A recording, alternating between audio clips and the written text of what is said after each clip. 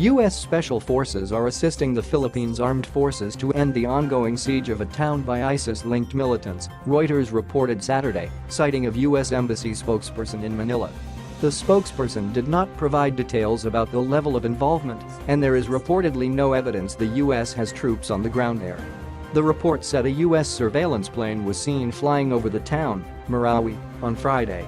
At the request of the government of the Philippines, U.S. Special Operations Forces are assisting the AFP, Armed Forces of the Philippines, with ongoing operations in Marawi, the spokesperson said, according to the report. As it stands, the fighting has been unprecedented. While militants have launched major attacks before, never before has any group occupied territory in the heartland of the Philippines' Islamic faith for this long. 2 weeks after the conflict began, at least 178 people have been killed, and the army is still battling to regain control with airstrikes and artillery. The militants, who are believed to be holding a Catholic priest and many other hostages, have torched buildings and destroyed at least one church.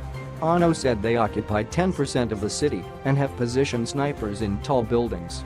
Much of the city center has been devastated.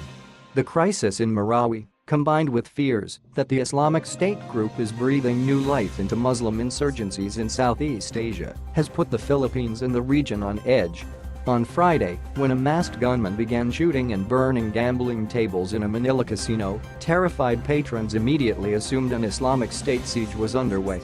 The radical group claimed responsibility for the attack, in which dozens of people died of smoke inhalation, but there has been no evidence to back its claim.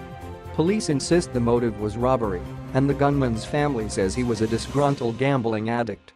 Still, the episode highlighted what House Speaker Pantaleon Alvarez described as the unsettling inadequacy of public security in the capital. The attack, he said, should serve as a wake-up call to do something about it. A security conference this past weekend in Singapore, attended by defense ministers and experts from 39 nations, produced a flurry of alarmed statements.